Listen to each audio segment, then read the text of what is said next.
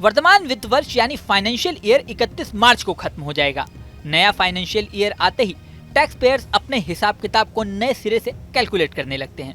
उनके सामने सबसे बड़ा सवाल होता है कि टैक्स कैसे बचाएं। तो चलिए आपको बताते हैं वो तरीके जिससे आप अपना हैवी टैक्स कम कर सकते हैं।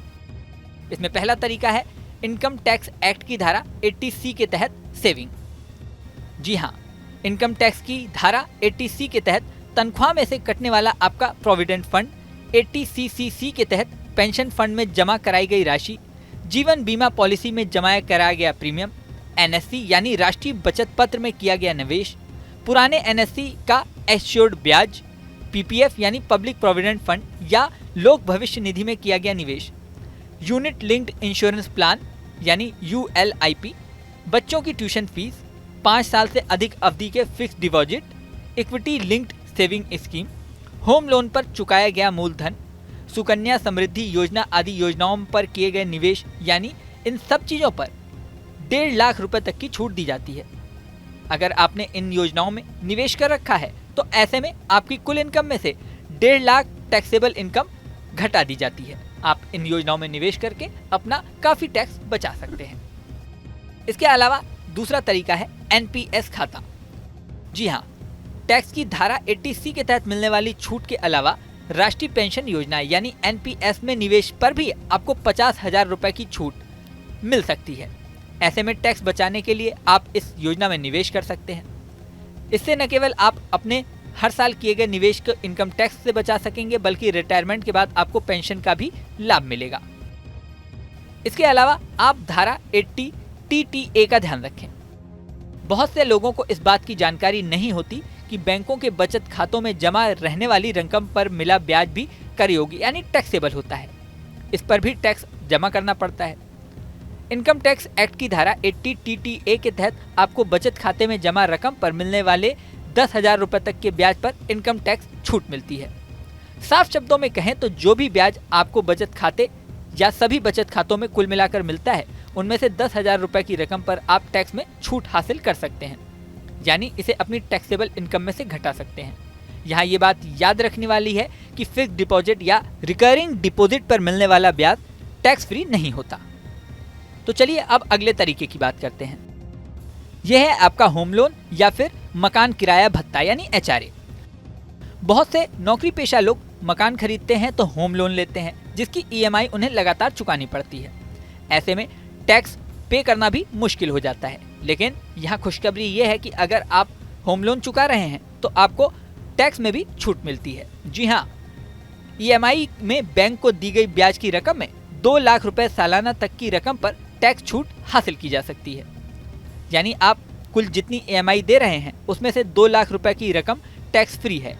यही नहीं, जो लोग फिलहाल घर में नहीं रहते और अपने मकान का किराया दे रहे हैं, यानी किराए के मकान में रह रहे हैं, वो किराए की रसीद देकर भी इनकम टैक्स में छूट पा सकते हैं। इसके अलावा टैक्स बचाने का एक बहुत सुलभ तरीका है हेल्थ इंश्योरेंस। अगर आपकी 60 साल से कम उम्र है और आप अपने लिए, अपने जीवन साथी के लिए, अपने बच्चों के लिए हेल्थ इंश्योरेंस लेते हैं और उसका प्रीमियम चुका रहे हैं, तो आपको 25,000 रुपए तक की रकम पर इनकम टैक्स की छूट मिल सकती है। लेकिन यहाँ ये भी ध्यान रखने वाली बात है कि आपके माता पिता की आयु अगर 60 साल से अधिक है, आप उनके लिए प्रीमियम चुका रहे हैं, तो 50,000 रुपए तक की छूट आप पा सकते हैं। इसके अलावा 80DD के तहत भी छूट दी जाती है।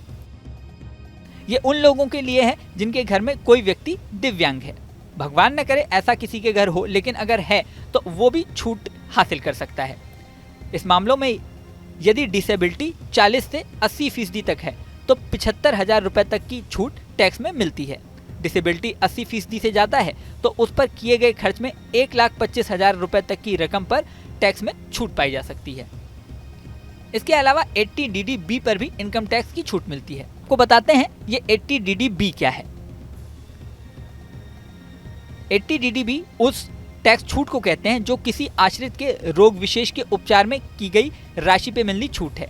मतलब अगर किसी के घर में किसी व्यक्ति को dementia, aphasia, Parkinson's, cancer, AIDS, renal failure, haemophilia या थैलेसीमिया जैसे रोग हैं तो उसमें किए गए खर्च पर टैक्स में छूट मिलती है।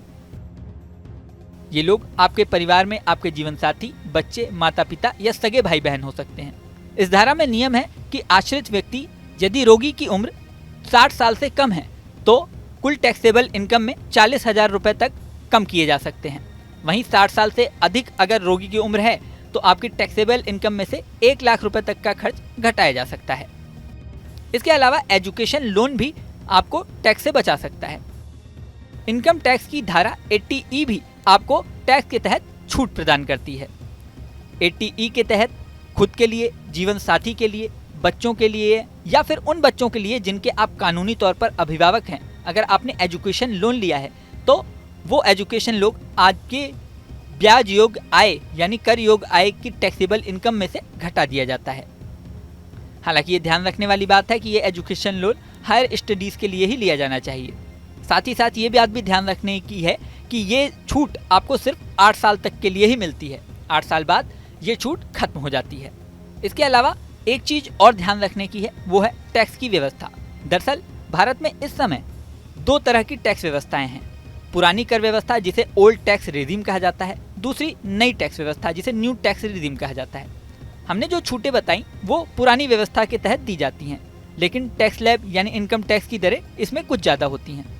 नई कर व्यवस्था में बहुत सारी छूट नहीं दी जाती, लेकिन इसमें टैक्स की दरें कम होती हैं। तो आप कौन सी टैक्स व्यवस्था चुनते हैं ये आपको खुद तय करना होता है। तो बहुत तसल्ली से हिसाब लगाकर ये तय करें कि आपकी बचत कितनी है, कुल कितनी छूट आपको मिल सकती है और छूट हासिल करने में, पुरानी व्यवस्था में बने रहने में और छूट न लेकर नई व्यवस्था में बने रहने में आपको किस में ज़्यादा लाभ होगा। इस वीडियो में फिलहाल इतना ही। बने रहें न्यूज नेशन के डिजिटल प्लेटफॉर्म पर। न्यूज नेशन अब व्हाट्सएप पर खबरों की ताज़ा अपडेट के लिए न्यूज नेशन के इस QR कोड को स्कैन करें।